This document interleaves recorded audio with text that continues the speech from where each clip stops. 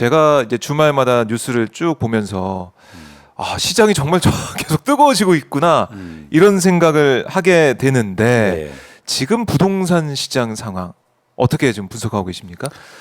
현안이 좀 어떻습니까? 현장 모습이? 뭐 일단 그 저희가 서울 아파트 가격을 중심으로 해서 네. 가격이 상승하고 있고 거래가 증가하고 있는데요. 아. 거래량이 일단 그 말씀하신 게 되게 중요한데, 네.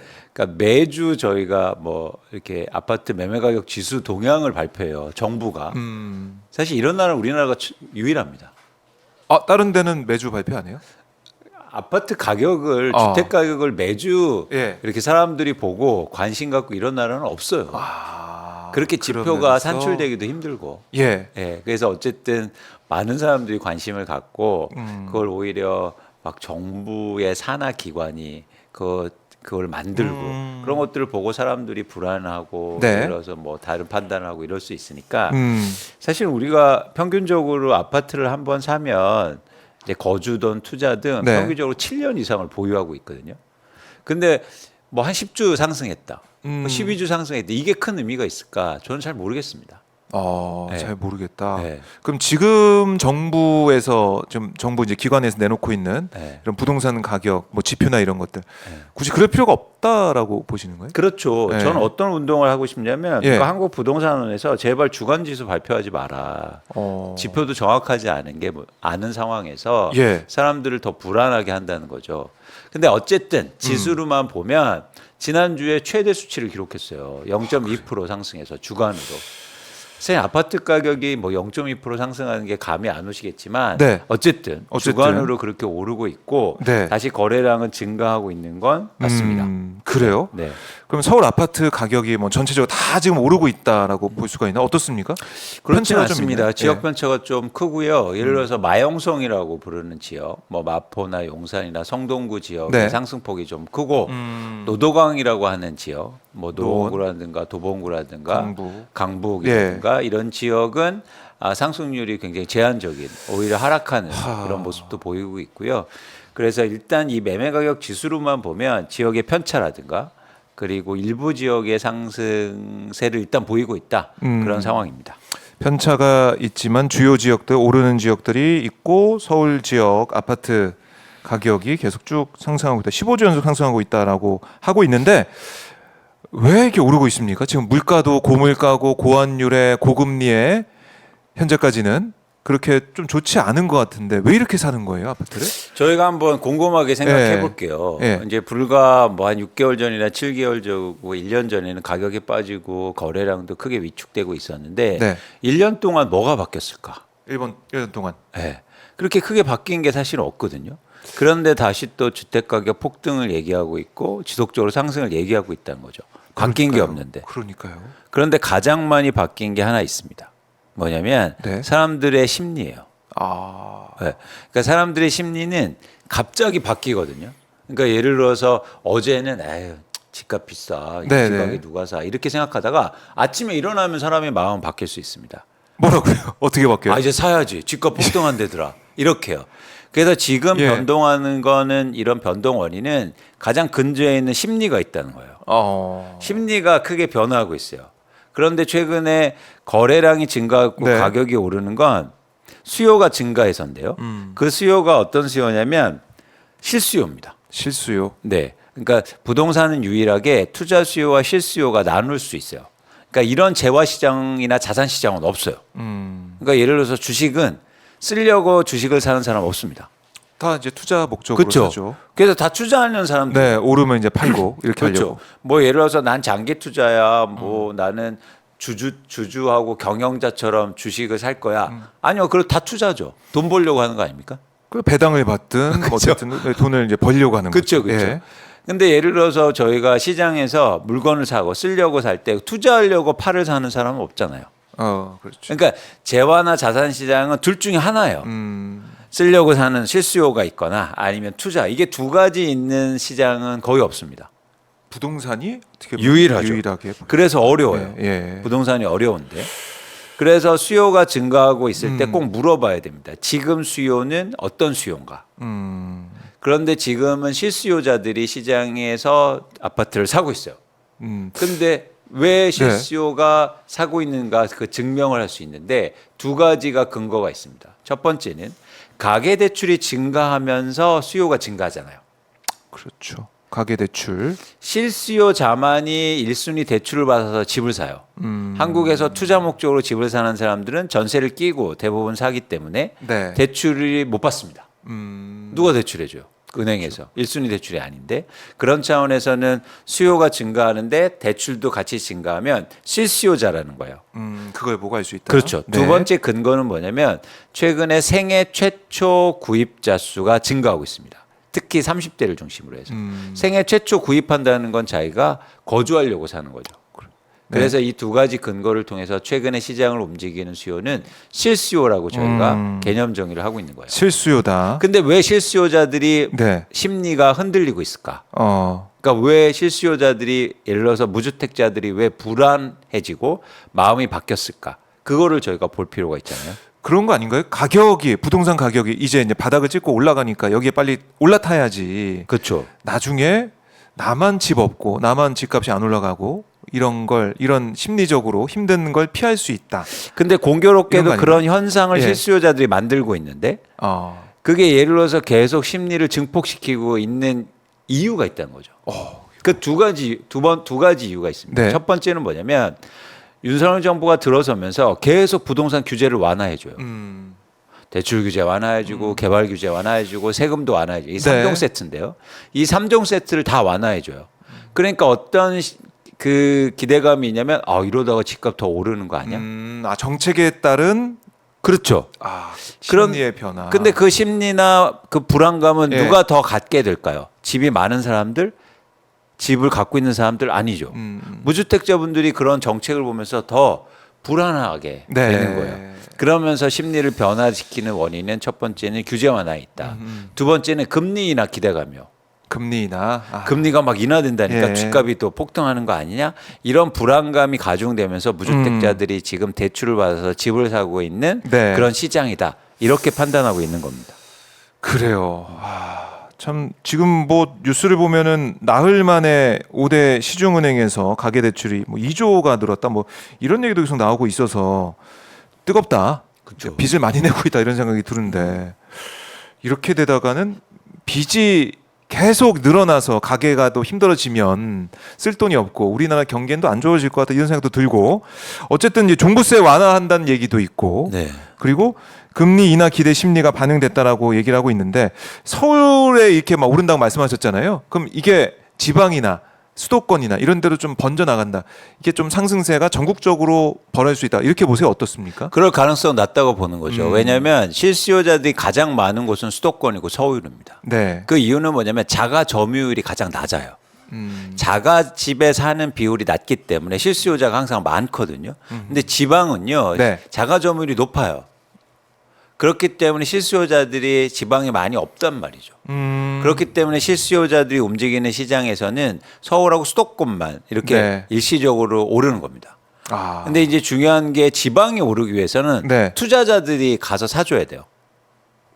투자자들이 가서 네. 몇 채씩 사고 막 이렇게 해야 되는 거. 그렇죠. 야. 그렇죠. 근데 투자자들이 지금 살 마음이 없습니다. 왜 안 그거 좀 살까요? 희한하네요. 왜 안 살까요?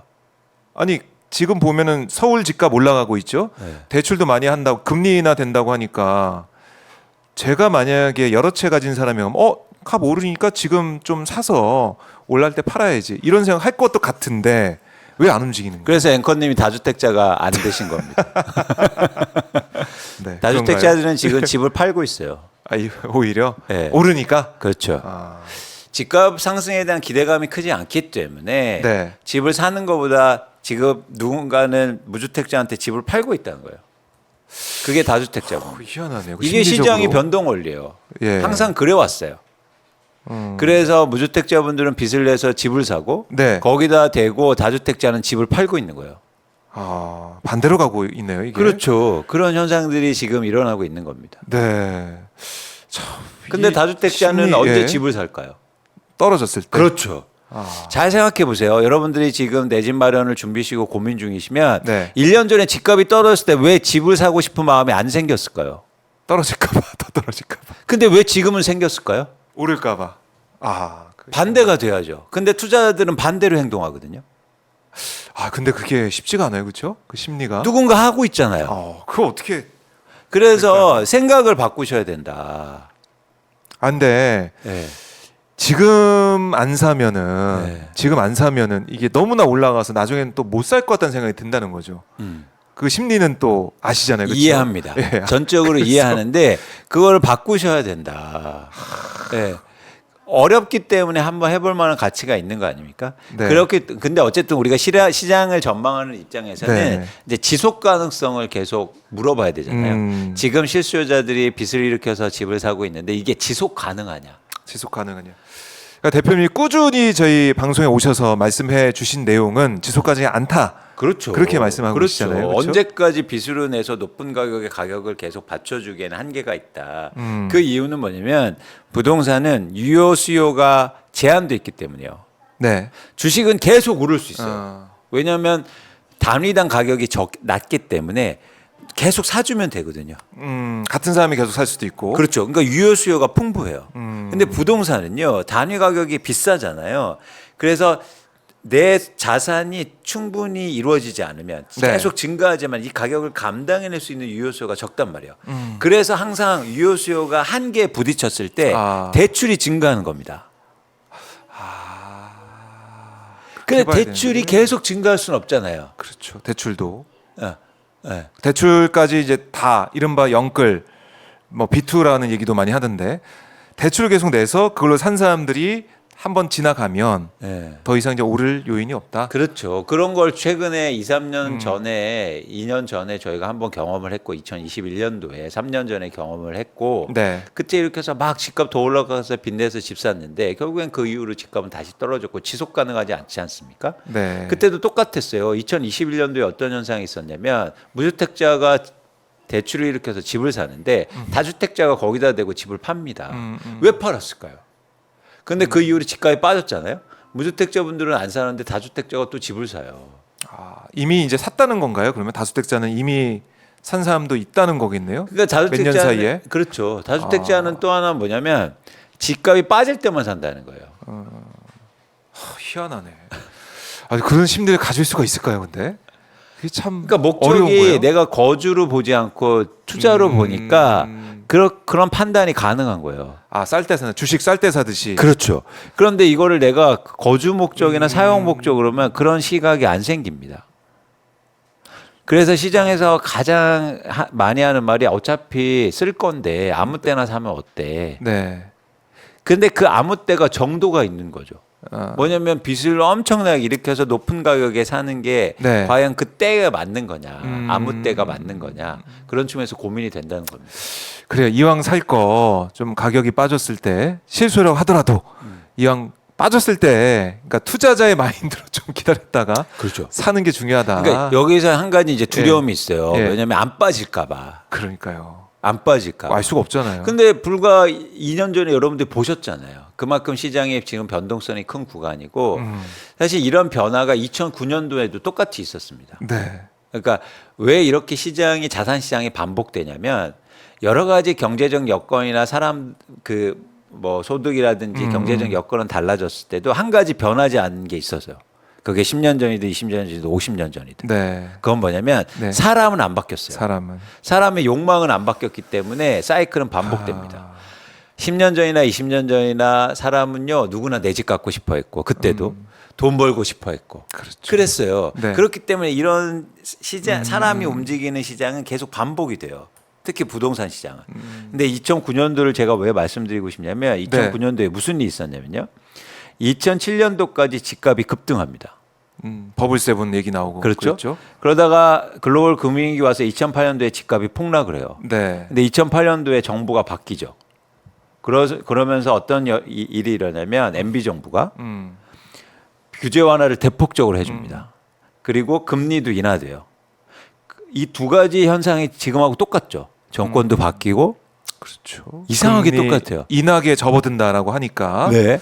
그러면서 네. 2009년도에 또 집값이 폭등을 합니다. 네. 그런데 이게 지속되지 못해요. 2009년도에 실수요자들이 샀거든요. 그 뒤로 2010년, 11년, 12년, 13년까지 집값이 장기적으로 하락해요. 맞아요. 예. 그러니까 그런 이상하게 공교롭게도 똑같대요. 흥미롭게도 똑같은 게 또 뭐가 있는지 아십니까? 뭐가 있나요? 이때 주택을 정책을 만들었던 사람이 지금 국토부 장관이에요. 그러니까 똑같은 사람이 정책 만들고 사람이 정책 만들고 똑같은 사람들이 똑같은 얘기를 하고 있단 말이에요. 그러면은 똑같은 사람들이 등장하고 정책이 나오다 보니까 2009년도 그 당시에 일이 똑같이 벌어질 가능성도 저는 배제할 수 굉장히 없다. 크다. 그러니까 지금의 상승이나 시장 변화가 네. 지속될 가능성이 적고 그리고 이렇게 심리나 불안이 자극돼서 움직이는 시장은 네. 굉장히 불안하다는 거죠. 그래서 여러분들이 무리하게 빚을 내서 지금 집 살 때가 아니다는 말씀을 드리는 겁니다. 계속 드리고 계신데 네. 그거 누가 지금- 나중에 책임지지 네. 않아요. 그렇죠. 네, 그때 당시에 네. 2009년 지나고요. 2010년부터 가장 유행했던 말이 하우스푸어였어요. 맞아요.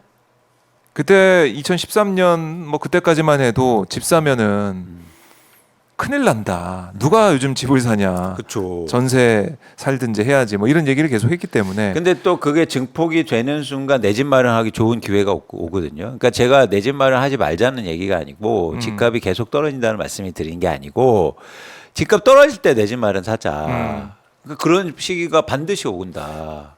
그렇죠. 그리고 우리가 지금 경험했지 않습니까? 네, 네. 불과 2년 전에. 근데 그거를 외면하고 집값은 안 빠져 계속 상승해 이러면 압니다. 네. 예, 그런 말씀을 드리는 그러니까 대표님이 이제 안타까운 마음에 그러니까 눈에 보이니까 그렇죠? 너무 앞으로 어떻게 될지. 안타깝죠. 지금 막 아니 제가 저번에도 말씀드렸듯이 예. 신생아 대출을 해준대요. 네. 1%대로 뭐 2%대 맞아요. 낮은 금리로.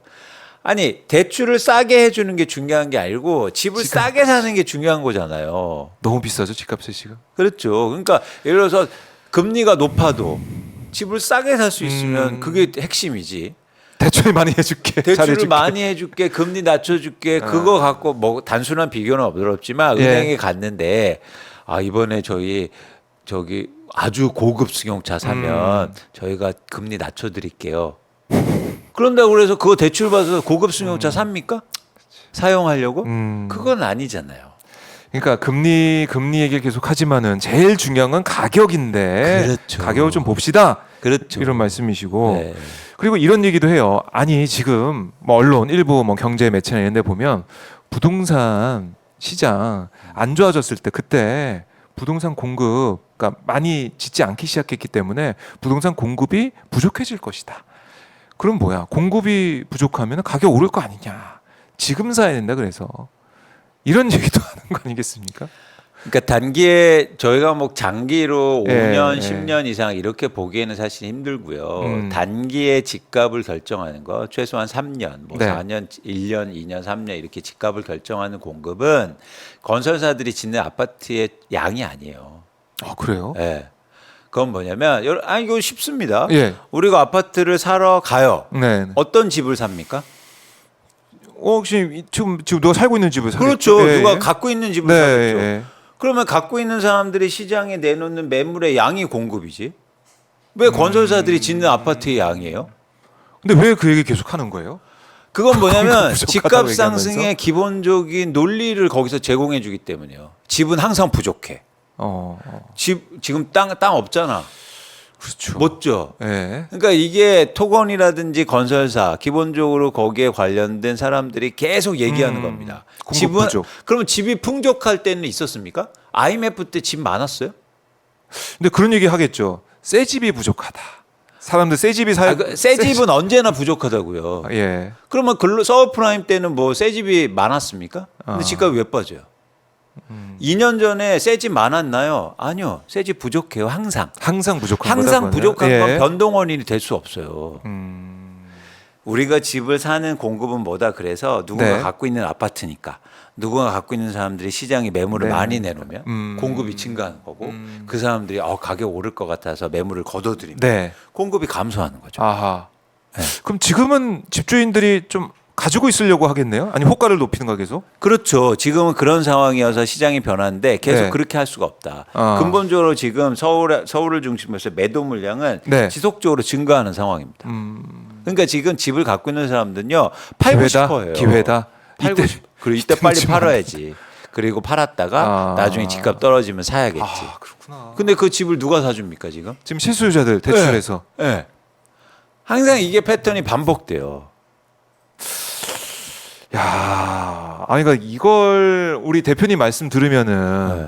이해가 되고 네. 맞아 옛날 상황 보면은 그렇지라고 생각은 되는데 막상 또 지금 시장 상황 보고 보도를 보면 지가 안 사면 큰일 날 것 같거든요. 감정과 심리가 그 반응하기 때문인데 네. 사실 언론이라든지 전문가들도 거기에 기대는 거죠. 본질을 얘기하는 게 아니고. 그러니까 지금 현상이 중요한 게 아니라 전망이 중요하지 않습니까? 그렇죠. 그런 차원에서는 잘 보시면 네. 여러분들이 보시는 기사나 정보들도 한번 보세요. 예를 들어서 과거에는 어떻게 얘기했고 그 똑같은 기자가 어떻게 또 얘기하고 있는지. 그러니까 그냥 현상만 설명해 주는 거거든요. 네. 그래서 현상이 지금이 오르니까 오를 거야. 지금이 빠지니까 빠질 거야. 이렇게만 그렇네, 얘기해요. 그렇네요. 근데 그러지 않을 가능성이 굉장히 크잖아요. 이건 과거의 모든 사례를 자산 보면. 시장의 공통점입니다. 최근에 비트코인이 빠지고 있어요. 네. 빠지고 비트코인. 있는데. 예, 1억 원 가다가 아니 8천만 뭐 원 2억 빠지고 간다, 3억 간다 그랬었는데. 그렇죠. 오를 때는 예. 막 계속 오른다고 얘기해요. 아. 근데 또 빠지니까 계속 빠진다고 얘기해요. 그러면서 오르면 어떤 현상이 일어나면 오른 이유들이 수십 가지 나옵니다. 어디다가 나옵니까 그 원인들이? 항상 꺼냈어요. 꺼냈어. 여기 주머니처럼. 그러다가 또 설명해야 빠지잖아요. 되니까. 예. 설명해야 되니까 빠지는 이유들이 또 나와요. 가져가. 부동산도 똑같아요. 주식도 똑같습니다. 네. 그렇기 때문에 여러분들이 그거보다 이유를 찾기보다 본질에 충실하실 필요가 있어요. 본질은 어떤 거냐면 네. 모든 자산 가격은 지속 상승하지 않는다. 변화가 있다. 많이 오른 가격은 떨어지고 또 많이 떨어지면 다시 오르고. 이게 변하지 않는 사실이에요. 이거 하나. 네. 예. 그러면 여러분들이 변화에 대해서 고민하시고 지금 상황이 변할 수 있나? 지속 네. 가능한 거에 대해서 계속 질문을 던져야죠. 지금 올라서 계속 오를 거다. 지금 빠져서 계속 빠질 거다라는 네. 건 사실은 분석도 전망도 아닌 겁니다. 자, 그래서 네. 이광수 대표님의 말씀을 월요일마다 이제 들어야 한 주가 좀 편안하고 좀 심리를 아니 근데 마음을 다잡을 수 제가 있을 것 여러분들을 위로해드리고 편안해드리려고 드리는 말씀이 아니에요. 절대. 예, 저는 시장을 분석하고 투자에 대해서 리서치를 하는 입장에서 말씀드리는 거고 그런 차원에서 여러분들이 조금 더 지금은 불안이라든지 그런 감정보다도 네, 네. 좀 더 객관적으로 보실 필요가 있어 보입니다.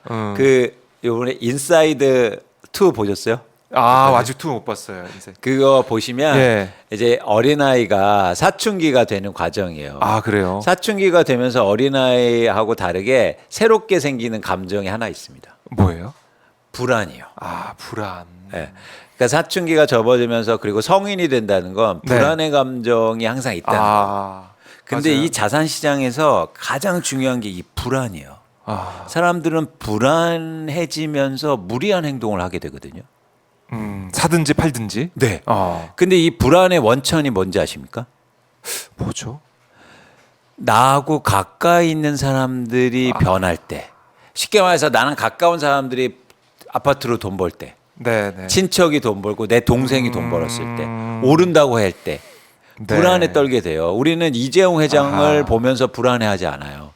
이재용 회장이 수조 원 벌든 그렇죠. 불안하지 않아요. 아예 뭐 다른 세상 사람이라 생각하니까. 근데 회사에 출근했는데 네. 나보다 어린 대리가 어. 과장님, 부장님, 저 요즘 청약이 당첨되고 제가 그때 집 샀는데 집값이 이렇게 올랐어요. 그건 실현이익도 아닌데. 그러면 어떻게 되냐면 부러운 그러면서 불안해져요. 그런 불안이 이런 변화가 일시적인 변화를 가장 증폭시키는 거예요. 특히 무주택자분들이 더 불안에 떨 거잖아요. 그러니까 이 지금 기회 놓치면은 지금 또 다주택자리 불안하겠습니까? 아니죠. 이 불안이 지금 과잉되는 반응으로 지금 보여주고 있어요. 이런 상황이 조금 당분간 지속될 가능성이 있어 보이는데 네. 여러분들이 불안보다도 좀 시장을 조금 더 객관적으로 보시고 불안한 감정을 좀 줄여 보셨으면 좋겠다는 말씀을 드립니다. 자, 그 길에 박종호 하스팟이 좀 도움이 중요하죠. 되면 좋겠습니다. 박정환 핫스팟에서 사실 정치 얘기를 많이 하시지만 네. 이제는 경제 얘기를 저희가 하기 시작했잖아요. 예. 그래서 여러분들이 실질적으로 또 경제가 도움이 드릴 수 있잖아요. 맞아요. 예, 그래서 그런 차원에서는 음, 핫스팟이 좀 더 유용한 그럼요. 앞으로 그래왔지만 더 유용하게. 실질적으로 네, 이광수 대표님도 월요일마다 계속 꼭 오셔야 되는 거고요. 네.